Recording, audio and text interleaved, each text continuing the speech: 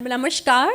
Prabha Khaitan foundation humane foundation की ओर से आयोजित कलम फरीदाबाद के इस सत्र में मैं आप सभी का स्वागत करती हूँ।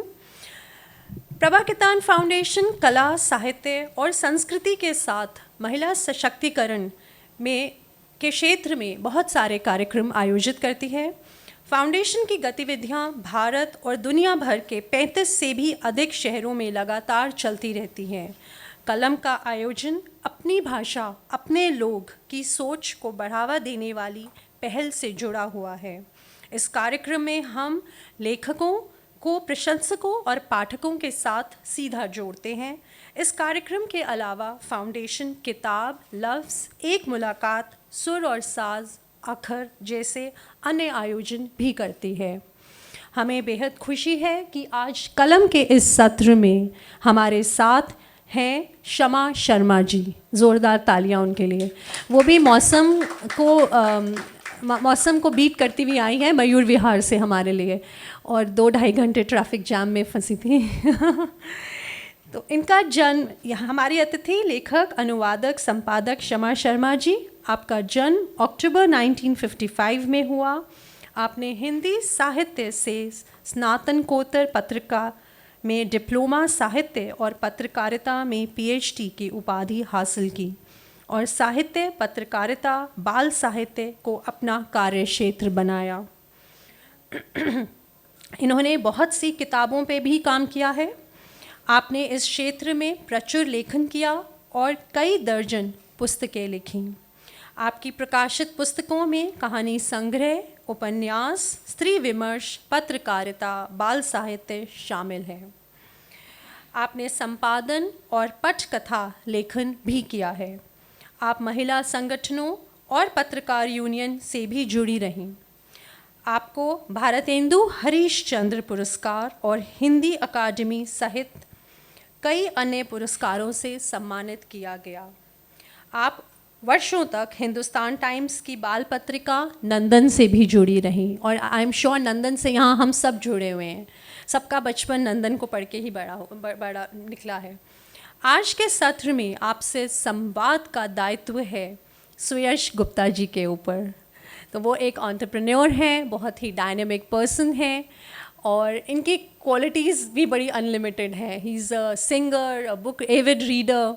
तो अब मैं आप दोनों का यहाँ पे मंच पे स्वागत करती हूँ। प्लीज़ आइए और सेशन को आगे बढ़ाइए। ज़ोरदार तालियाँ। बहुत स्वागत है। आज कोई भी कमी बेसी जैसे हम बोलते हैं, देखिए हम नंदन पढ़ के बड़े हुए हैं, तो आज हम जैसे हैं उसमें आपका बहुत बड़ा योगदान है। तो पूरी एक आपने जनरेशन को इंस्पायर किया है अपनी लेखन से। एंड मैं भाषा के रूप में हिंदी, इंग्लिश जो प्रचुर अभी जो हमारी एक बोलने वाली भाषा है, टू इंश्योर कि हम लोग सभी लोग, अभी हम लोग बात कर रहे थे कि अभी श्वेता जी ने बहुत अच्छा कार्यक्रम किया था, चाणक्य प्ले, मनोज जोशी आए थे उसमें, और बहुत ही अच्छा नाट्य है। उस नाट्य में जो खरे जो शब्द हैं हिंदी के, वो कई बार 2-3 बार सुन के समझ में आते हैं। तो मेरी ये चेष्टा रहेगी कि सबको हमारी हम लोग जो प्रचुर भाषा है उसमें हम लोग कर पाएँ। आपकी बात सही है, लेकिन एक समस्या जो भाषा के विशेषज्ञ हैं इन दिनों कहते हैं कि जिन शब्दों का इस्तेमाल हम नहीं करते हैं वे गायब हो जाते हैं, वे आपके शब्दकोश से मिट जाते हैं। इसके उदाहरण के तौर पे अगर मैं जीव विज्ञान का उदाहरण आपके सामने दूँ, तो मनुष्य के कान हाथी जैसे होते थे ना, उनका कोई उपयोग नहीं था, छोटे हो गए। मनुष्य की पूंछ भी होती थी, उसका भी कोई उपयोग नहीं था।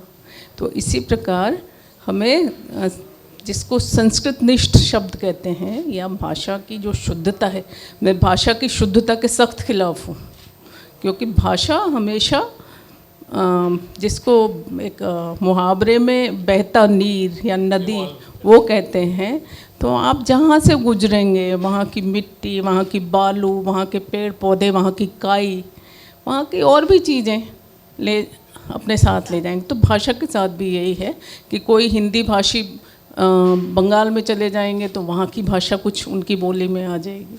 लेकिन इसके साथ ये भी है कि हमें अपने जो हमारे भाषा की समृद्धता है, उसकी समृद्धि है, उसको भी नहीं भूलना चाहिए। बिल्कुल बिल्कुल बिल्कुल, एकदम वही चर्चा रहेगी जी। और ये मेरे लिए भी बहुत एक नॉस्टैल्जिक मोमेंट बोलूँगा कि नंदन जब पढ़ी हमेशा से, और आपसे आज संवाद करने का ये जो मौका मिल रहा है। धन्यवाद।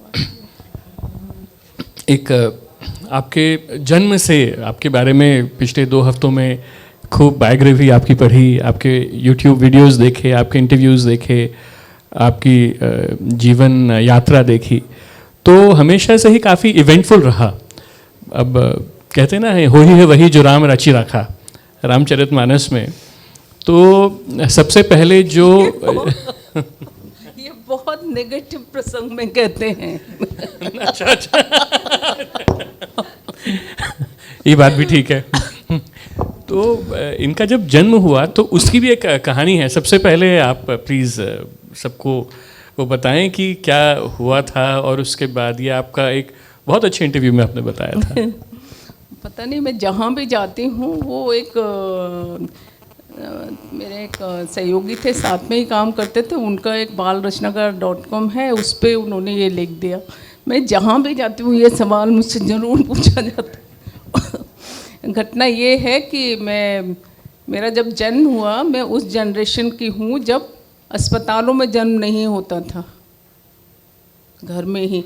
हालांकि इतनी चिंता की बात नहीं है, आजकल ब्रिटेन में भी घर में जन्म को प्रेफर किया जाता है, क्योंकि वो लोग समझते हैं कि तमाम तरह के इन्फेक्शंस बच्चे को लग जाते हैं। तो मैं उस पीढ़ी को बिलोंग करती हूँ जहाँ की इतनी सुविधाएं नहीं थी, अस्पताल इतने पास नहीं थे, लेकिन मैं अस्पताल में पैदा हुई थी, मेरे बाकी भाई बहन घर में हूँ। तो वहाँ पर ऐसा था कि बच्चों को इकट्ठा नहलाया जा, सब बच्चों को एक ट्रॉली में ले जाके इकट्ठा नहलाते थे। तो एक महिला जिनको वो मिर्गी के दौरे पड़ते थे, तो जब बच्चों को नहला के लाया गया तो गलती से उनके पास मुझे सुला दिया गया, और वो महिला, उनकी छुट्टी हो रही थी तो वो अपना बच्चा लेके चली गई, मुझे ले गई। अब मेरी माँ के पास दूसरा बच्चा लाया गया तो मेरी माँ ने कहा मेरा बच्चा नहीं है ये, मुझे अपना बच्चा चाहिए। तो वहाँ के जो डॉक्टर थे, सीनियर डॉक्टर, वो मेरे मामा जी के मित्र थे, तो उन्होंने मेरी माँ से आके कहा कि अरे जीजी तुम्हारी तो मरी हुई सी तो लड़की थी, मैं प्रीमेच्योर बेबी थी, तो मरी हुई लड़की थी, जिएगी कि मरेगी, तो एक मोटा सा लड़का ला देता हूँ तुम्हें। तो मेरी माँ ने कहा कि मेरी लड़की थी, मरे या जिए मेरी थी, मुझे अपनी लड़की चाहिए, नहीं तो मैं कोर्ट से जाके ले लूँगी।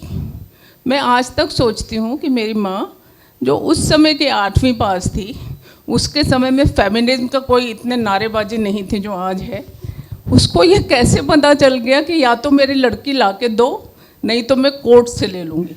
तो खैर जो उस महिला की तबीयत थोड़ी ठीक, हाँ 1955, तो जो महिला बीमार थी और गलती से मुझे ले गई थी, जब उनकी कुछ तबीयत ठीक हुई तो उन्होंने देखा ये तो मेरा बच्चा नहीं है, सब भागे वहाँ से निकल के, गांव से आई वो महिला, उन्होंने कहा मेरा बच्चा नहीं है। तो डॉक्टर्स ने उनका बड़ा स्वागत किया कि अरे देवी आप पधार गई, हमारी जान आफत में की हुई है इस बच्चे की माँ ने। तो इस तरह, तो जिसको हम आज की बात कहते हैं कि विमेन एम्पावरमेंट या कि UN, यूनिफेम, ये वो तमाम इंटरनेशनल सिस्टरहुड, ऐसा नहीं है कि यहाँ की औरतों को नहीं मालूम था थेरे गाथा कब लिखी गई थी। तो जो एक्सीलेंस है वो आपके जीन्स में ही रन कर रही थी हमेशा वैसे। जी, जीनोम अब किया है साइंटिस्ट ने, अपने आप गोत्र वाली बात होती थी। बिल्कुल ठीक बात कह रहे हो। आप जो लेखन में आई, वैसे आपका पूरा परिवार, मैंने पढ़ा कि आपके बड़े भाई साहब, आप लोग कितने भाई बहन थे वैसे? हम लोग 6 भाई बहन थे और मेरे 3 भाई थे, 3 बहनें, मैं सबसे छोटी घर में। तो और मुझे जो कुछ भी सिखाया, आमतौर पे इन दिनों आप देखते हैं ना कि हम एक लड़की वर्सेस ऑल करते हैं कि घर के पुरुष बड़े खराब होते हैं। एक दिन फादर्स डे मना लेते हैं, पूरे 364 दिन पितृसत्ता वगैरह करते हैं। तो ऐसे ही भाइयों को कुछ ऐसे तमाम तरह के प्रोग्राम आप देखेंगे, तमाम कि भाई जो होते हैं बड़े नेगेटिव कैरेक्टर्स होते हैं। भाइयों के साथ सब कुछ, उनको ही सारा पोषण मिलता है, उनको ही सारा अच्छा खाना मिलता है उन्हें। ऐसा 100% का सच कहीं नहीं होता है। सारे परिवार के पुरुष खराब नहीं होते हैं। मुझे बढ़ाने में मेरे बड़े भाई का बहुत हाथ है। उन्होंने मुझे पढ़ना लिखना सिखाया। उनका पहला वो था, वो मुझसे 20 साल बड़े थे। आप अनुमान कर सकते हैं कि वो आज 90 के आसपास होते, 86 साल के होते। उनका कहना था कि लड़कियां पढ़ेंगी नहीं तो बढ़ेंगी नहीं। तो उसी कारण से मेरे परिवार में, हमारा संयुक्त परिवार था, सारे चाचा चाची बुआ सब इकट्ठे रहते थे, बहुत बड़ा परिवार था। तो मेरे बड़े भाई, मेरी माँ, उनका इंस्पिरेशन था कि हम तीनों बहनें अच्छी तरह से पढ़े। और मेरी बड़ी बहन न केवल हमारे परिवार, मेरा ख़ानदान, हमारा गांव, पूरे एक्सटेंडेड फैमिली जहाँ सब नाते रिश्तेदार रहते थे, पहली लेक्चरर बनी उस ज़माने। और वो भी आपके सब्जेक्ट की, लिटरेचर की नहीं। तो उस समय जस्ट इमेजिन, मैं 10 साल, शायद 9 साल की थी जब वो पढ़ाने लगी। और मेरे भाई तब से पढ़ा रहे थे जब मैं 3 साल की थी। तो आपका जो लेखन में आप आए तो आपने एक आर्टिकल लिखा था और वो उसकी कहानी बड़ी, वो भी रोचक है। और आपने आई थिंक कहीं पे जागरण में ही जाकर आपने बोला भी, वो चीज़ मेंशन भी करी। अमर उजाला में। अमर उजाला में। अमर उजाला, ये 1975 की बात है। आप लोगों को शायद याद ही होगा कि 1975 ही UN ने, संयुक्त राष्ट्र ने अंतर्राष्ट्रीय महिला वर्ष डिक्लेयर किया था तब। तो ये 26 जून, मुझे डेट भी याद है, 26 जून को मैं गांव में ज़मीन पर लेटी हुई थी। और गांव का घर वैसा ही था जो मनोज कुमार की फिल्मों में दिखता है, वो नहीं था, या करण जौहर की फिल्मों में दिखेगा, वो नहीं था। कच्चा घर था। उसकी छतें जब बारिश होती थी तो खूब, ये समझ नहीं आता था कि कहाँ सोएंगे रात में। उस तरह का एक परिवार की आर्थिक स्थिति अच्छी नहीं थी, क्योंकि मैं 15 साल की थी तो मेरे पिताजी की मृत्यु हो गई थी। तो मैं गांव में लेटी हुई थी। गांव में मेरे भाई रहते थे, एक भाई मेरे यहाँ रहते थे दिल्ली में, मैं उनके पास ही रहती थी। तो एक रेडियो था इतना बड़ा, आप लोगों ने तो शायद देखा भी नहीं होगा उस ज़माने का रेडियो। फिलिप्स और मर्फी वाले रेडियो आते थे, इतने बड़े बड़े। और वो जिसके घर में होता था वो दूसरों से एक उसका सोशल स्टेटस कुछ बढ़ जाता था। तो न, मेरे पिताजी दहेज के बहुत खिलाफ थे। और भाइयों की शादी पहले ही हो गई थी, तो भाभी को गाना सुनने का बहुत शौक़ था। तो भाभी के परिवार वालों ने कहा कि भाई एक रेडियो तो देने दो। तो एक वो इतना बड़ा रेडियो आया था, और वो सबकी एक तरीके से पब्लिक प्रॉपर्टी, जिसका मर्जी आता वो कान उमेटता था उस रेडियो के, धीरे तेज। तो उस पर खबर आई।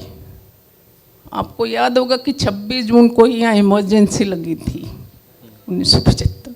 26 जून को ही ये खबर आई कि ये अंतर्राष्ट्रीय महिला वर्ष होगा। तो मैं जो ज़मीन पर लेटी हुई थी, मुझे लगा कि अरे, और मैं सोचने लगी कि अंतर्राष्ट्रीय महिला वर्ष क्या मतलब है, इस बात का क्या है क्या नहीं। मैंने सिमोन या जर्मन ग्रेयर या इन सब का कोई नाम नहीं सुना था तब।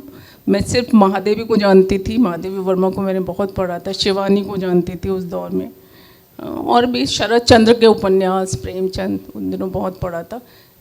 तो मैं सोचने लगी कि ये वुमेन एम्पावर, ये अंतर्राष्ट्रीय महिला वर्ष। तो फिर लगा कि अरे कुछ करना चाहिए। तो उठी और एक पुराने रजिस्टर से, जो शायद कभी मैंने ही इस्तेमाल किया होगा, कंप्यूटर का ज़माना नहीं था कि आज यहाँ लिखा भेजा गया कल छप जाएगा। तो उस पर एक उस फाड़ा उसमें से, और एक उन दिनों स्याही वाले पेन चलते थे, बॉल पॉइंट का ज़माना नहीं था। मैं तो उस जनरेशन की हूँ ना, जो तख्ती पर खड़िया से लिखते थे, चौक से लिखते थे।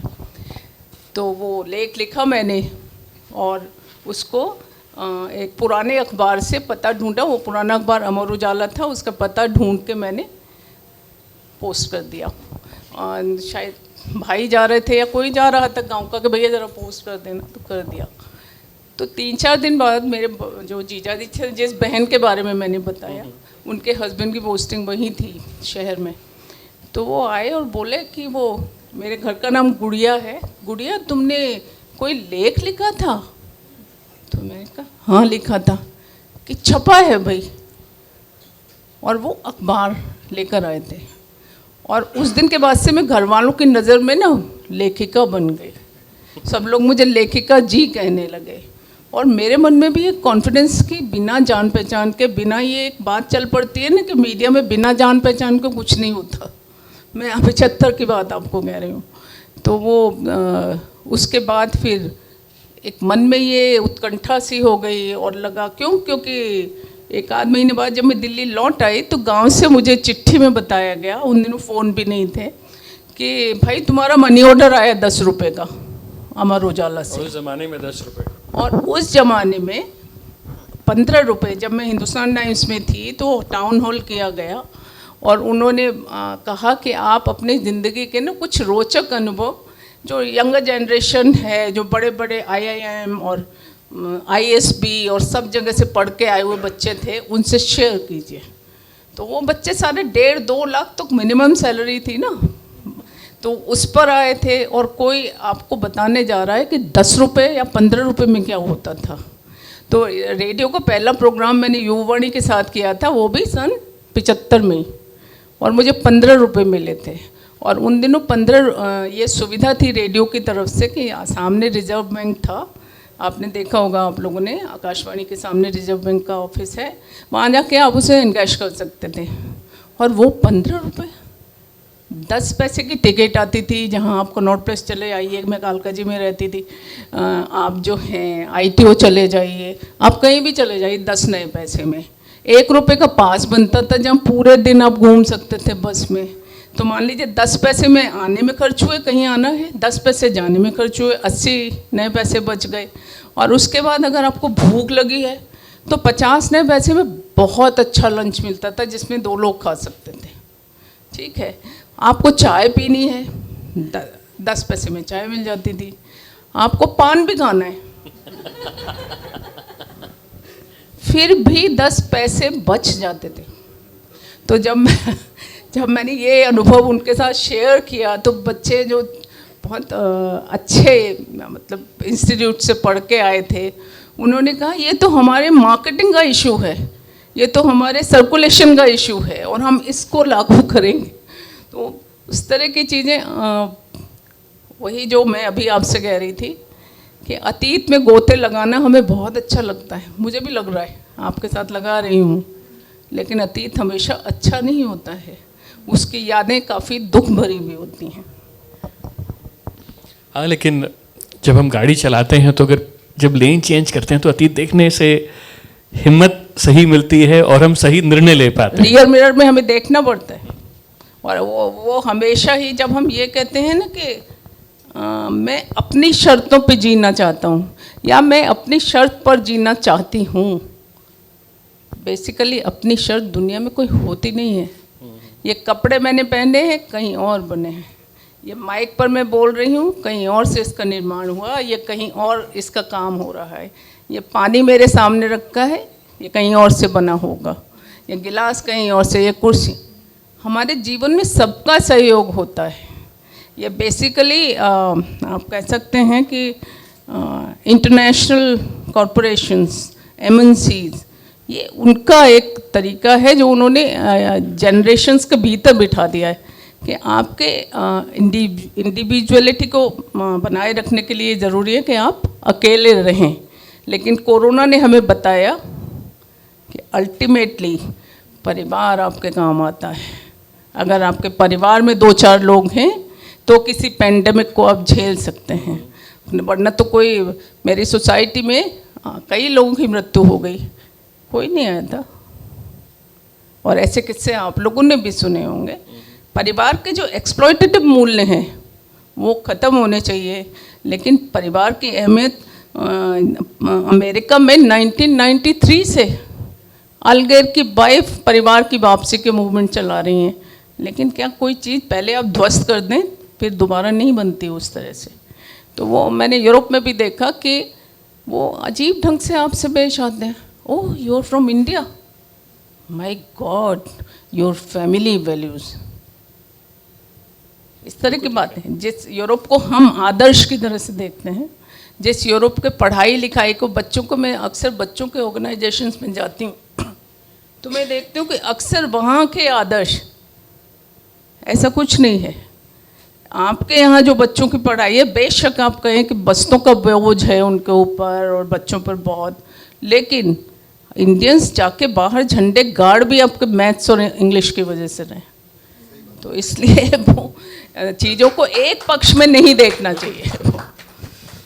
आपकी सोच हमेशा से ही, आपके जो लेखन आज के या पहले के, हमेशा काफ़ी प्रोग्रेसिव रही है। आपके बड़े भाई साहब दिनकर जी से काफ़ी प्रभावित थे।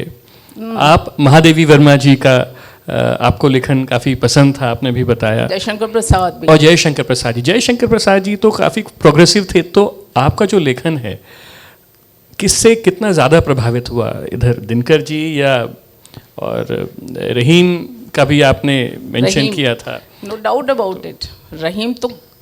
लेकिन मैं आपसे ये भी कहना चाहूँगी कि मेरे बाल सफ़ेद हो गए हैं, मैं बहुत 37 इयर्स मैंने नौकरी भी की है, मेरे 2 बच्चे भी हैं, मैंने परिवार को भी देखा है। लेकिन जो आप प्रभावित करने की बात कहते हैं ना, तो वो इतने बड़े लोग हैं कि मैं उनकी नकल नहीं कर सकती। वो बहुत ऊंचे हैं। मैं तो वो शायद वो एक गांव में एक कहावत कही जाती है ना, पासंग। जब कुछ कम हो जाता था तो एक ईंट का टुकड़ा या कोई लकड़ी का टुकड़ा या कोई तोलने वाला रख देता था कि पासंग, मतलब जो अनाज भरा है, जो बाट रखे हुए हैं उसके अलावा, तो उसकी कोई इतना महत्व तो नहीं होता है। तो वही है, मैं तो इन बड़े राइटर्स के बराबर कहीं अपने को नहीं पाती हूँ उनसे तुलना मत कीजिए। लेकिन आपकी जो सोच है, जो वैल्यू सिस्टम्स रहीम जी के थे, जो उनके, हम जब भी रहीम के कुछ लोग, कुछ दोहे याद ही हो जाते हैं स्कूल में जो पढ़ाए गए थे। आपकी जो किताब भी है इसमें कहीं ना कहीं एक सिंबॉलिज्म उसका दिखता है। लेकिन अगर हम बोलें तो सबसे ज़्यादा प्रभाव आपकी राइटिंग पे जयशंकर प्रसाद जी का रहा, या क्योंकि प्रोग्रेसिव जो सोच है वो महादेवी जी की थॉट प्रोसेस अलग थी, इनकी अलग थी, मेरा उस कंटेक्स्ट में। देखिए, जयशंकर प्रसाद को प्रेमचंद के हल्ले में मेन स्ट्रीम से एकदम धक्का दे दिया गया, और मुक्तिबोध ने, है ना, और उन पर जो आरोप लगाया गया वो ये था कि वो फ्यूडलिज्म, सामंतशाही के बारे में लिखते हैं, राजाओं के बारे में लिखते हैं। अरे, राजाओं के बारे में लिखना क्या गुनाह है? वो लिखते क्या हैं ये देखिए, वो लिखते क्या हैं। जयशंकर प्रसाद उस समय 30s में ध्रुव स्वामिनी को अपने पसंद के, विवाहित है ध्रुव स्वामिनी, रानी है, रामगुप्त की पत्नी है, लेकिन वो उसे अपनी पसंद के लड़का, जो चंद्रगुप्त, जो रामगुप्त का छोटा भाई है, उससे विवाह करने की अनुमति देते हैं। क्या आज किसी फिल्म मेकर में आज भी इतनी हिम्मत है? क्या प्रेमचंद ने ऐसी कहानियाँ लिखी? कभी नहीं। मैं प्रेमचंद को छोटा नहीं कर रही हूँ, लेकिन मुझे अफसोस है कि जयशंकर प्रसाद के जो एक तरीके से जिसको दाय भाग कहते हैं, जिसको श्रेय कहते हैं, वो उन्हें उतना नहीं मिला। अगर वो कोर्स में न लगे होते, जो बच्चों के लिए जो हिंदी पढ़ते हैं, हिंदी क्षेत्र में, हिंदी स्पीकिंग एरिया जो भी 50-55 करोड़ हैं, वहाँ स्कूलों में, कॉलेज में पढ़ाए जाते हैं, अगर शायद गायब हो जाते। तो वो उस तरह का, और प्रोग्रेसिव सोच, पता नहीं, प्रोग्रेसिव होने की जो परिभाषाएं हैं, मैं जनवादी महिला समिति के संस्थापक सदस्यों में से एक हूँ। मैंने वृंदा करत और सुभाषिनी अली, रंजना निरूला आदि के साथ भी काम किया है। लेकिन मैं अब सोचती हूँ, एक ज़माने में मैं बहुत ही कट्टर किस्म की फेमिनिस्ट और कट्टर किस्म की लेफ्टिस्ट कह सकते रही हूँ, लेकिन मुझे लगता है कि कट्टरता हमें कहीं ले नहीं जाती है। एक विचार का खूंटा आपको उतनी ही आज़ादी देता है जितनी रस्सी की लंबाई होती है ना। आपका खूंटा यहाँ है, आपके गले में रस्सी बंधी है, आप वहाँ तक ही जा सकते हैं। तो विचार की आज़ादी के लिए कोई खूंटा पसंद नहीं है मुझे। बिल्कुल बिल्कुल। आज आपका बहुत ही एक सुंदर लेख आज जो जागरण में आया है, और वो कई जगह मुझे शरद जी ने फॉरवर्ड किया। और तो जो विमेन एम्पावरमेंट, मैं क्योंकि अभी आपने विमेन एम्पावरमेंट का अभी आया, क्योंकि वो अपने आप में इतना लंबा मुद्दा है, उसमें उसके लिए कई सवाल हैं। क्योंकि उसमें एक जो एक स्त्री विमर्श के लिए जो हमेशा आपका नाम जुड़ा हुआ है पिछले पूछिए। मैंने कहा आपको कि मैं एक ज़माने में बहुत ही उग्रवादी जिसको फेमिनिस्ट रही हूँ, और मैं मानती, मैंने पता नहीं सैकड़ों लेख और 20 कहानियाँ आप लोगों को खलनायक बनाते लिखी हैं, आप जो भी पुरुष वर्ग है। लेकिन मैं समझती हूँ कि ये मेरा सोच गलत है। आपकी एक आपने ये लाइन सोच बोली। क्यों गलत है कि माओ त्से तुंग ने कहा था कि जब एटॉमिक वॉर होता है, जब हम ये कहते हैं ना सब खराब होते हैं, सारे पुरुष ऐसे हैं, है ना, सारे ये ऐसे हैं, तो मैं उसके उदाहरण पे कह रही हूँ कि माओ त्से तुंग ने कहा था कि जब एटॉमिक वॉर जब होती है, हिरोशिमा नागासाकी पर जब बम गिरे थे, आज जो हमारे जो क्लस्टर बॉम्ब्स हैं या जो हाइड्रोजन बॉम्ब्स हैं, उनकी ताकत उनसे शायद लाखों गुना ज़्यादा है। तो हिरोशिमा नागासाकी पर जब आदमी भाप बन के उड़ गया था, तो आज कोई बम गिरेगा तो क्या होगा? तो माओ त्से तुंग ने कहा था कि एटॉमिक वॉर में भी कॉकरोच बच जाते हैं। ये तब कहा था 40s में। तो मेरा कहना ये है कि ये सबका तर्क हमें कहीं नहीं ले जाता है। सबका तर्क अरे भाई, सारे आपके जेंडर इक्वालिटी के जितने भी कानून हैं आपके पार्लियामेंट ने पास किए हैं ना, उसमें किसकी भूमिका है? पुरुष लोग ही हैं ना वहाँ पे। अभी आपको रिजर्वेशन नहीं मिला है, 50% रिजर्वेशन आपको नहीं, 33% रिजर्वेशन जो लटका हुआ है और नहीं मिला है। तो ऐसा नहीं होता है। बेसिकली ये ना एक धारा चल पड़ती है जिसको हम डिस्कोर्सेस कहते हैं, विमर्श कहते हैं। अगर आप उनकी हिस्ट्री में जाएं तो जितने भी विमर्श हैं वो पहले हाय बचाओ कहते हैं, मतलब आपकी सिंपैथी प्राप्त करेंगे कि अरे देखो मेरे साथ ये हो रहा है, मेरे साथ वो हो रहा है, मेरे साथ ये हो रहा है, बचाओ। फिर लोगों में उसका एक मीडिया है, और इन दिनों सोशल मीडिया भी है, तो लोगों को लगता है कि हाँ ये पर्टिकुलर एरिया बहुत ही प्रॉब्लमेटिक है, तो इसको बचाना है। तो जैसे ही एम्पावरमेंट मिलता है आप गुर्राने लगते हैं, और जिस वक्त गुर्राते हैं आपकी ढलान, जो आप लोग इग्लू पढ़ते होंगे अपने उसमें, टारगेट जब करते हैं तो इग्लू बनाते हैं ना आप, तो वो ढलान शुरू हो जाती है। ये मेरा अपना वो है। एक आपने बहुत ही अच्छा एक वो बोला कि जैसे कि सारे पुरुष राक्षस नहीं होते, जैसे कि सारे पुरुष राक्षस नहीं होते, वैसे ही सारी स्त्रियां देवियां नहीं होती। ऑफ कोर्स, आए दिन हम लोग देखते हैं, आप इन्वेस्टिगेटिव एजेंसीज का देख लीजिए। इवन स्वाति मालीवाल ने कहा, जो DCW की अध्यक्ष हैं, कि भाई 53 पॉइंट या कितना रेप केसेस झूठे होते हैं। ऐसा क्यों? जो औरतों के एम्पावरमेंट के लिए कानून बनाया गया, प्लीज़ उसका दुरुपयोग मत कीजिए, उसे डाइल्यूट मत होने दीजिए। क्योंकि 498A जो दहेज के लिए था, दहेज से इस देश में आज तक औरतें परेशान हैं और उनके माता पिता परेशान हैं। तो इसीलिए दहेज के लिए इतनी वैसा कानून बनाया गया 498A। लेकिन आज आप पाएंगे कि 10 में से 6 केस झूठे होते हैं 498A के। तो ये अगर आप कानून का मिसयूज़ करेंगे तो एक दिन ऐसा आएगा कि उस कानून के विरोध में लोग खड़े हो जाएंगे, और उस कानून को फिर सरकारें अपने वोट से चलती हैं। उन्हें किसी के एम्पावरमेंट का कुछ खास मतलब नहीं है। अगर पुरुष लोग जो आज, अगर आपने देखा हो तो पुरुष कमीशंस की मांग हो रही हैं, अब पुरुष कमीशन बनाइए, है ना। क्योंकि अगर आप, और हरियाणा के एक लड़के ने मुझे बताया कि मैडम हमारे यहाँ तो गिरोह बन गए जो 498A के जरिए वसूली करते हैं।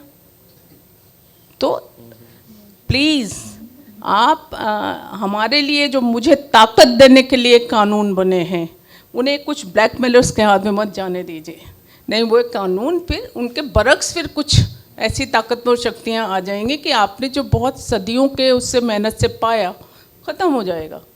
तो किसी भी कानून का मिसयूज़ नहीं होना चाहिए। आप लोग इसे नेट पे देख सकते हैं।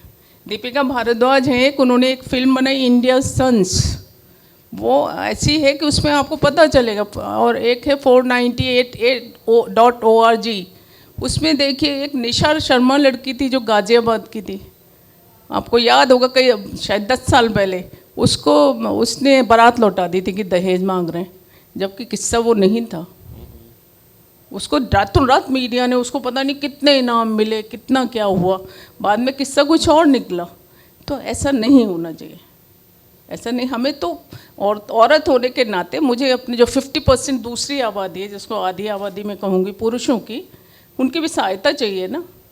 तो ऐसे दुरुपयोग से नहीं, मैं ऐसा समझ। बिल्कुल ठीक है। आपने अपनी किताब में आई थिंक दूसरा चैप्टर है पराठे, उसमें ब्रेकअप में 3050 एक सदी की आहट।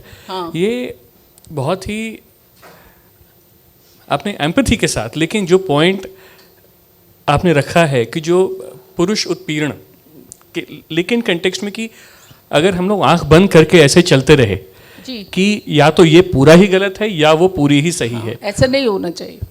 नहीं। वो चीज़ सही नहीं है। तो जो अर्बन रूरल डिवाइड है, आज इसका कितना प्रभाव है इस चीज़ का? क्योंकि अर्बन एरियाज में शायद ये समस्या अभी उतनी नहीं है, लेकिन जो हम थोड़ा दिल्ली से बाहर निकले हैं, थोड़ा बाहर जाएं, गांव के एरिया में जो अभी भी जो अत्याचार is may be strong word, but जो फीमेल फीटिसाइड अभी भी है काफ़ी जगह, इवन दो कम हो रहा है। राजस्थान, हरियाणा, ये जो खासकर राज्य होते थे, अब यहाँ पे फीमेल फीटिसाइड भी कम हो रहा है। और जो कैंपेन्स सक्सेसिव सरकार, चाहे ये सरकार हो चाहे पहले सरकार हो, इन सब का पिछले 20, 30, 40 सालों में फ़र्क पड़ा है? नहीं, फ़र्क नहीं पड़ा। अभी हाल ही में रिपोर्ट आई थी कि लड़कियों की संख्या ज़्यादा होती जा रही है, लड़कियों की। हाल ही में आई है ये रिपोर्ट। और दूसरी बात, प्लीज़ गांव को शहर के मुकाबले कमतर मत आंके। जो निर्ममता या जो वो शहर में कोई कम नहीं है। ऐसा नहीं है कि मैं मेट्रो में रहती हूँ तो गांव, ऐसा कुछ नहीं है। कोई इसमें अर्बन रूरल डिवाइड आपको नहीं लगता? मैं खुद गांव से आती हूँ और कई बार मुझे लगता है, कई बार अगर मैं गांव को राज कपूर या मनोज कुमार या करण जौहर या इन लोग महेश भट्ट या ये क्या नाम था इनका, सुभाष घई साहब, इनकी नज़र से न देखूं, ऐसा नहीं है। मतलब मैं गांव से ही आई हूँ, मैं उस दौर में आई हूँ जब लड़कियों की शिक्षा की बात तो छोड़िए। दिल्ली शहर में की रिपोर्ट कल परसों शायद टाइम्स ऑफ इंडिया में है, जहाँ के लड़की को 18 से पहले शादी हो जाती है। तो ऐसा कुछ नहीं है। ये ना जो तमाम, माफ़ कीजिएगा मुझे कहने के लिए, NGO कल्चर है ना, NGO बहुत अच्छे होते हैं, उन्होंने बहुत अच्छे काम भी किए हैं, लेकिन नेगेटिविटी को बहुत ज़्यादा दिखाना, जो सच नहीं है वो भी दिखाना, वो गलत है। अर्बन रूरल डिवाइड क्या, कितने वहाँ अमेरिका में बैठ के आप यहाँ के रूरल उसको क्या पढ़ सकते हैं? आपके सारे पॉलिसीज़ के मैटर्स वहाँ से बनते हैं, सारे वाशिंगटन, ये जितने भी यूनिवर्सिटीज़ हैं, जेंडर वहाँ का बहुत बड़ा इशू है और वो भारत को बीतते हैं। अरे अपने यहाँ तो देखो, पहले निर्भया के मामले में आपके यहाँ आपकी कितनी पॉपुलेशन है? 34 करोड़ ना, कितने रेप होते हैं? अर्बन रूरल डिवाइड तो ऐसा नहीं है। मतलब हर जगह, यहाँ पे भी तो कूड़े में बच्चियों को फेंक दिया जाता है। कल परसों खबर थी ना, ऐसा गांव के आदमी को एक प्रॉब्लम ये है। अभी मैं दूरदर्शन की प्रीव्यू कमेटी में थी और एक सीरियल वुमेन एम्पावरमेंट पे ही बनाया, उसका खास वो मुझे यही था कि ये क्या लगा रखा है आपने कि गांव को आप इस तरह दिखा रहे हैं, बिल्कुल नेगेटिव। उसमें क्या मतलब, क्यों दिखा रहे हैं कि गांव में सब लड़कियों को मार देते हैं और शहर को ज्ञान सारा शहर वालों के पास है, शहर वाले ज्ञान देने, ये गलत है। जो आपने अभी रहीम की बात की या घाघ भड्डरी, जो मौसम के बादल को देख के बता सकते थे कि सफ़ेद बादल है कि काला बादल है, बारिश कितनी होगी, कौन सा। मैं एक सज्जन से मिली थी, गणेश गोगटे, जब वो मुझसे मिलने आए थे, उन्होंने मुझे बताया था कि टैटी पर जितने फूल, वो वैज्ञानिक हैं, सुनिए ध्यान से, घाघ बड्री के लोग मजाक उड़ा सकते हैं क्योंकि उनकी भाषा वैसी है, साहब हम तो अंग्रेजी ना ठहरे तो क्यों, लेकिन गणेश गोगटे जो बहुत बड़े एनवायरमेंटलिस्ट हैं, उन्होंने मुझे बताया, ऐसी कई चीज़ें बताई थी, एक बताती हूँ कि जब टैटी पर फूल आएंगे तो टिटेहरी के घोंसले में अंडे ज़्यादा होंगे। अंडे देने से पहले, कंसीव करने से पहले नेचर को ये मालूम है कि इस साल बारिश कम होगी, चिड़ियों को अनाज कम मिलेगा, कम बच्चे जीवित रहेंगे, इसलिए ज़्यादा अंडे दो, और जिससे कि ज़्यादा बच्चे हों तो जीवन की संभावना कुछ हो। तो जो जो जो जो कीट पतंग होते हैं, आपको पता ही होगा कि उनके लाइफ स्पैन बहुत छोटा होता है, इसलिए उनकी संख्या ज़्यादा होती है। बिल्कुल ठीक है। एक अभी आपने जिक्र किया बॉलीवुड का, और आपने एक इंटरव्यू में अपने बहुत अच्छे से बोला कि आज एक ब्यूटी पैजेंट में कोई विनर हो जाती है, उसको मुखौटा विमेन एम्पावरमेंट का पहना दिया जाता है और कमोडिटाइजेशन कर दिया जाता है। तो बॉलीवुड में और जो सेलिब्रिटीज़ वो जो हैं, क्या वो एम्पावरमेंट है? और जो हमारी जो रोज़मर्रा के जीवन में जो सब कुछ घर भी देखती है और आज भी, और पूरा काम भी करती है, मदर भी होती है, तो एक असली चैम्पियन जो है, हम लोग कहाँ पे रास्ता खो रहे हैं? समस्या यही है, देखिए, मार्केटिंग का प्रवेश जब से मीडिया में हुआ, तब से पेज 3 के पेजेज अलग बनने लगे। आप लोगों ने देखे होंगे पेज 3 को एक आदर्श की तरह से रख दिया गया। ओह, ऐश्वर्या राय आई थी ना, उनके पास कौन सा वाला पर्स था, है ना, कौन से ब्रांड की घड़ी थी, राडो थी कि कौन सी थी, है ना, कौन सी कार में आई थी।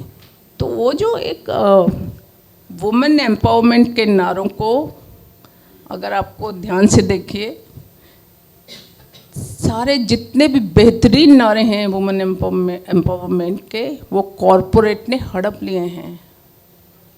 ओह, you are the liberated women, use this washing machine, use this washing powder. वो तनिष्क की ज्वेलरी ना, तनिष्क पहनिए, लाखों में छा जाइए, ऐश्वर्या राय की तरह छा जाइए। ऐश्वर्या राय भी बताएंगे कि हाँ मेरी तरह छा जाइए, लेकिन अब ऐश्वर्या राय इस वुमेन एम्पावरमेंट को हो सकता है 50 करोड़ लेकर कर रही हूँ। लॉरियल, जिसका ऐश्वर्या राय इतने दिनों से ब्रांडिंग करती थी, इंस्टाग्राम इन्फ्लुएंसर, जो कि हो सकता है आपके पड़ोस में कोई लड़का रहता हो जिसके 10 लाख फॉलोअर्स हों, लॉरियल ने इस बार उनको बुलाया था इंडिया से। तो ये एक बिग शिफ्ट और बिग चेंज है कि जो बहुत चमकता चेहरा आपको दिख गया, वही वुमेन एम्पावरमेंट है, चाहे और औरतों की जो दुर्दशा है उसके बारे में मैडम को कुछ न पता हो।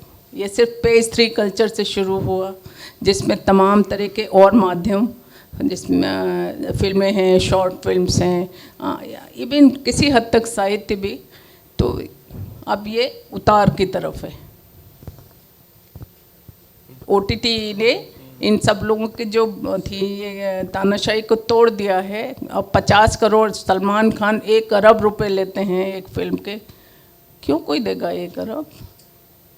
OTT पर बहुत कम लागत में, बहुत कम इंफ्रास्ट्रक्चर के साथ, बहुत कम, आज ऐसी टेक्निक उपलब्ध है कि बहुत ज़्यादा कैमरे की ज़रूरत नहीं है उस तरह की जो पहले होती थी। तो बहुत आसानी से फिल्में बन सकती हैं, बहुत आसानी से सीरियल्स बन सकते हैं। तो एक तानाशाही और एक जो एक फिल्म डूबी तो उसके साथ सब डूब गए, जैसे ब्रह्मास्त्र या ये लाल सिंह चड्ढा या जो भी था, तो वो अब टूट रहा है।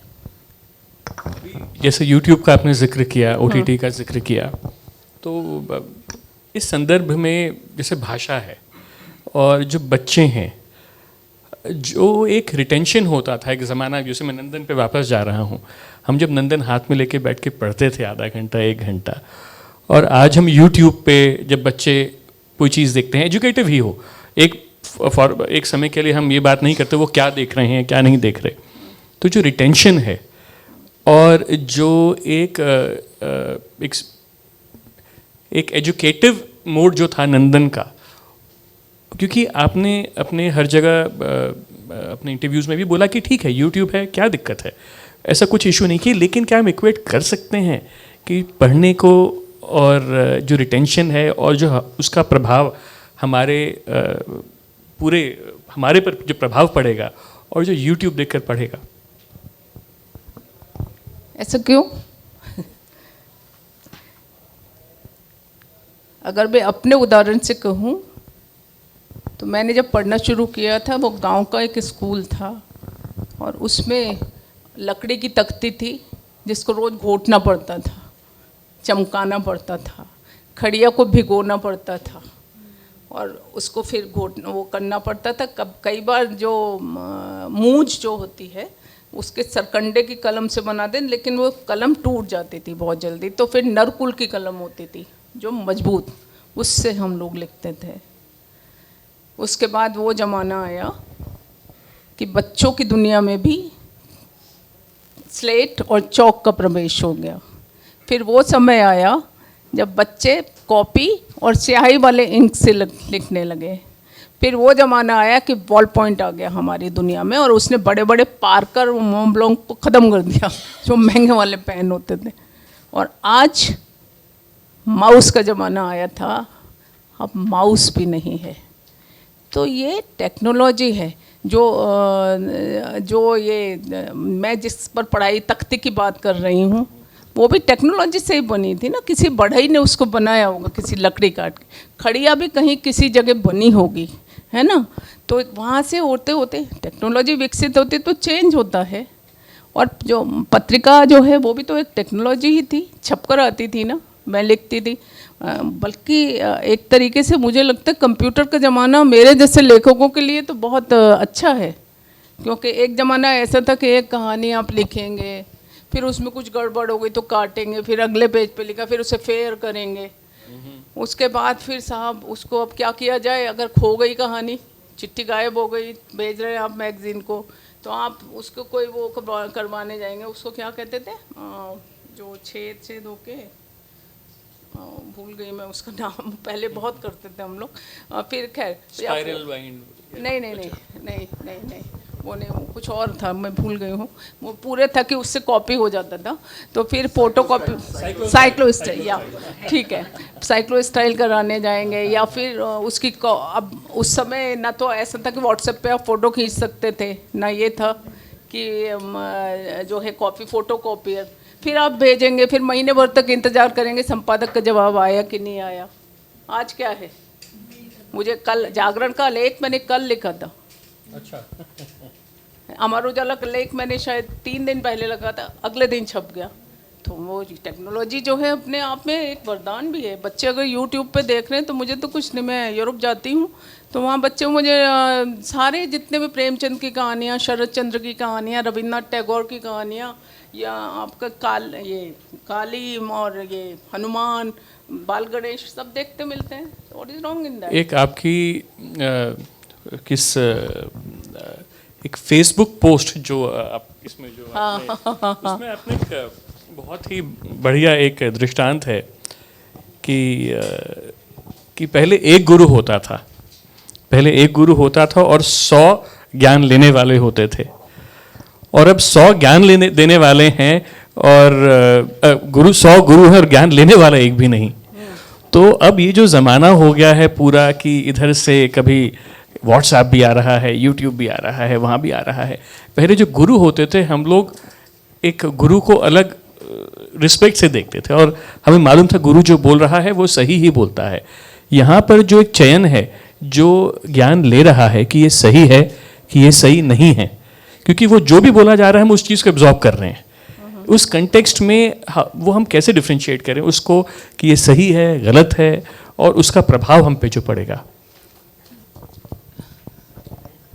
इसको मैं एक दूसरी तरीके से भी सोचती हूँ। एकलव्य का उदाहरण तो पता है ना आपको। तो ज्ञान जो था वो कुछ लोगों तक सीमित था, और ज्ञान को कुछ लोगों तक सीमित नहीं होना चाहिए। आपके देश में जातिवाद की सारी मुसीबत ही ये है कि एक बड़े वर्ग को वंचित कर दिया गया। तो ज्ञान का मुझे नहीं लगता कि हमें ज्ञान से डरना चाहिए। अपने आप फिल्टर हो जाती हैं चीज़ें, अपने आप फिल्टर। हमारे दिमाग में एक फ़िल्टर लगा होता है। आप जैसे ही कोई चीज़ पढ़ेंगे आपको लगेगा ये गड़बड़ है। हाँ, ये बात अलग है कि जो व्हाट्सएप यूनिवर्सिटीज़ में जो सब कुछ आता है, हेट स्पीचेज़ हैं, वो उस पर कुछ लगाम लगनी चाहिए। लेकिन ये कि लोग पढ़ रहे हैं, लिख रहे हैं। अक्सर लोग कहते हैं फेसबुक पे सारे लोग लेखक हैं, तो क्या बुरा है? कितने लेखकों को छपने का अवसर मिलता है। अब कम से कम लोग अपने को व्यक्त कर रहे हैं, अपने को एक्सप्रेस कर रहे हैं। आप तो उसमें काम करती हैं, साइकोलॉजी, मनोविज्ञान में काम करती हैं, अपने को एक्सप्रेस करना। फ्रॉइड के बारे में कहा जाता है ना कि कोई आता था तो वो कहते थे कि बोलो, और वो उसके पीछे जाके बैठ जाते थे, वो बोलता रहता था और आदमी आधा ठीक हो जाता था। तो बोलने का मौका मुझे तो नहीं लगता बुरा है, बोलने दीजिए लोगों को। एक मैं और प्रश्न करूँगा उसके बाद। अच्छा ठीक है, तो हाँ, एक बार पहले क्वेश्चंस ले लेते हैं। हाँ, कोई बिल्कुल 50 हो गए।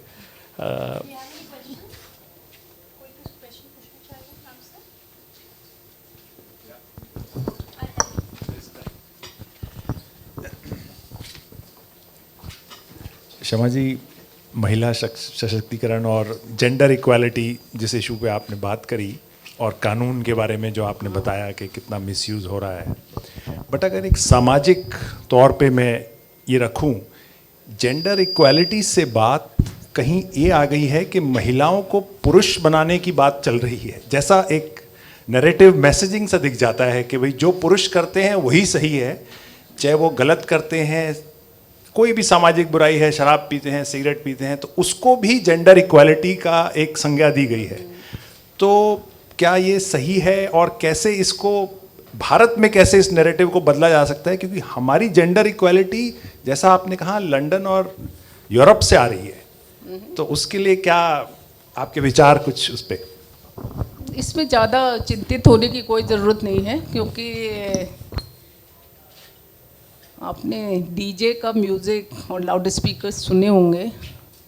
जब शुरू में वो बजता है तो बहुत अच्छा लगता है। आपके घर का टीवी भी है, आपके घर का म्यूज़िक, आपकी कार का म्यूज़िक सिस्टम शुरू में तेज़ बजेगा, आपको अच्छा लगेगा। फिर कहेंगे उफ बहुत तेज़ बज रहा है, धीरे करो धीरे करो।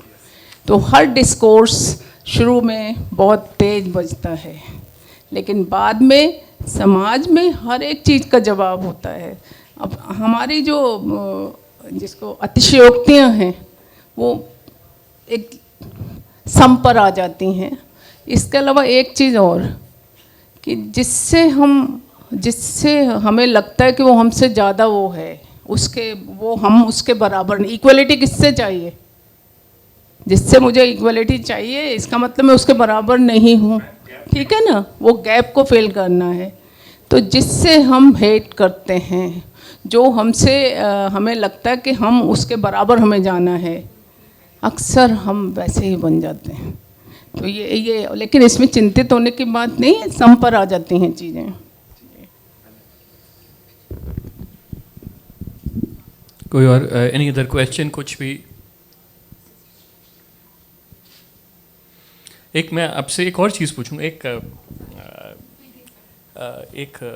सेकंड चांस जो इसके अंदर आपने है, क्योंकि आपकी जो प्रोग्रेसिव थॉट है उसके अंदर ये एक तन्वी और सुधांशु, जब तन्वी वापस जाती है, यूएस से वापस आती है और वो कहती है सुधांशु को कि मुझे एक मौका और दो, तो कि जब बड़े बड़े खेल में खिलाड़ियों को टीम में आने का दूसरा मौका दिया जाता है और उसकी माँ भी साथ में होती हैं, तो कि मकान कहीं से टूट जाए तो उसको गिरा तो नहीं दिया जाता है, रिपेयर करा जाता है।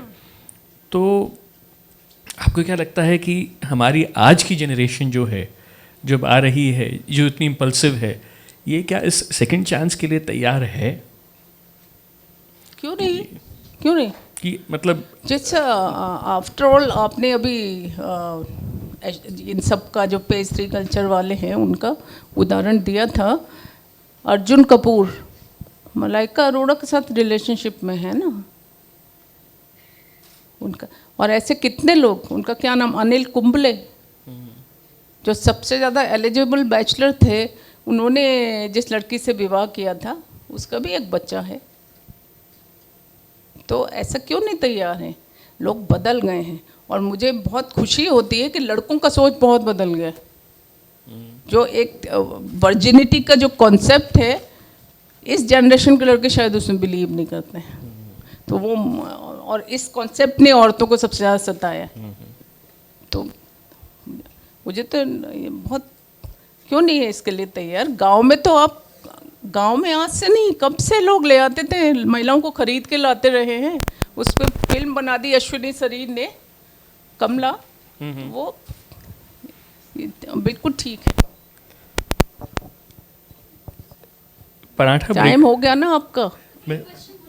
हाँ हाँ, अच्छा श्वेता प्लीज। आपने अभी कॉन्वर्सेशन के टाइम बोला कि पहले आप बहुत कट्टर फेमिनिस्ट थे, पर अब आपकी लाइफ में आपको ये ट्रांसफॉर्मेशन कैसे आया कि अब आपको ये फील होता है कि आप पहले कट्टर फेमिनिस्ट थे और now you don't want to continue being that? So वो ये जो ट्रांसफॉर्मेशन था, how and when did that occur? आपको कट्टर तो पसंद है? मैं खुद बहुत स्ट्रॉन्ग फेमिनिस्ट हूँ। हाँ, नहीं वो अलग बात है। मैं ये पूछना चाह रही हूँ, आपने कट्टरता पसंद? हाँ हाँ, मैं ये पूछना, कट्टरता कहाँ कहाँ से आती है? अंदाज़ा तो होगा आपको। कट्टरता धर्म से आती है सबसे ज़्यादा, और धर्म के कोड़े ने औरतों को ही सबसे ज़्यादा पीटा, आज भी पीट रहे हैं। तो इसलिए कट्टरता किसी भी विचार की, ये जो स्ट्रॉन्ग फेमिनिज्म है, इसका तो वो उस दिन वहीं पर वो बिक गया जिस दिन हिलेरी क्लिंटन नहीं बनी वहाँ की राष्ट्रपति। आज तक अमेरिका में कोई औरत राष्ट्रपति बनी है, वो दुनिया को फेमिनिज्म का ज्ञान देते हैं। फ्रांस में क्या हो रहा है? फ्रांस में ली पेन मैडम क्या कह रही हैं? इटली में क्या हुआ है? मेलोनी क्या कह रही हैं? मैं माँ हूँ, एक औरत हूँ, ईसाई हूँ, मेलोनी ने कहा। लिपेन क्या कह रही हैं? जो स्ट्रॉन्ग वर्ड है ना, ये ठीक नहीं है। आप अच्छे विचार के लिए काम करें, स्ट्रॉन्ग क्या होता है? अगर कट्टरता चाहिए तो फिर धर्मों की कट्टरता ही बहुत अच्छी है, जिसने औरतों को खूब पीटा है और आज भी पीट रहे हैं और आगे भी पीटेंगे, चिंता न करिए। क्योंकि धर्म जिस तरह से अपने सर उठा रहे हैं, हम लोग सोचते थे कि हमने ये सब चीज़ सुलझा ली हैं, लेकिन हमारे दिमाग में जो बैठा हुआ है वो देखिए ना किस तरह हो रहा है, और पूरी दुनिया में हो रहा है। यूरोप जो बहुत अपने को बनते हैं, वहाँ स्वीडन में क्या हो रहा है, अमेरिका में क्या हो रहा है, कितने लोगों पे अटैक हो रहे हैं, स्कूलों पे हमले हो रहे हैं। स्ट्रॉन्ग वर्ड गलत है, स्ट्रॉन्ग नहीं। हाँ, मैं फेमिनिस्ट हूँ विचार से, लेकिन मुझे पुरुषों से नफरत नहीं है। मैं रेडिकल फेमिनिस्ट नहीं हूँ, क्योंकि फेमिनिस्ट के भी तो 20 स्कूल हैं, एक थोड़ी है। बहुत बहुत धन्यवाद। आपकी थॉट्स स्त्री विमर्श के लिए भी वैसी हैं और लेकिन प्रोग्रेसिव भी पूरी हैं। ये कॉम्बिनेशन थोड़ा रेयर है, वैसे ही है। मैं जब भी मुझे कोई मुश्किल आती है, मैं कम्युनिस्ट मैनिफेस्टो हमेशा पढ़ती हूँ, और उसमें मार्क्स और एंगल्स कहते हैं अगर 6 महीने बाद भी उनका अगला संस्करण आ रहा है कम्युनिस्ट मैनिफेस्टो का, तो वो कहते हैं दुनिया में बहुत कुछ बदल गया है विदिन 6 मंथ्स। अच्छा, नहीं आप जितना, एक बात और बोलूँगा और वो बात को ख़त्म करके मैं श्वेता जी को दूंगा वापस, कि जितना सरल और सिंपल आपका लेखन है, बड़े मुद्दों को लेते हुए, उतनी ही सरल आप हैं इस चीज़ के साथ। लेकिन इतनी जल्दी आपने कैसे पहचाना? बहुत बहुत, ये मेरे लिए, thank you Shweta for asking me to do it, and ये मेरे लिए बहुत ही फ़ख्र की बात है कि मैं आपसे आज चर्चा कर। मुझे भी बहुत गौरव है कि आप लोगों के बीच आई और मुझे अपनी बात कहने का अवसर मिला, बहुत धन्यवाद। और प्रभा जी अगर वहाँ से देख रहे होंगे, वो मेरी बहुत अच्छी मित्र थी। इस मौसम में भी आए हमारे आज इस इवेंट पे, मतलब बारिश अभी भी हो रही है ना। और मैं अपने मीडिया पार्टनर दैनिक जागरण का और प्रभाकेतान और श्री सीमेंट सभी का धन्यवाद करती हूँ।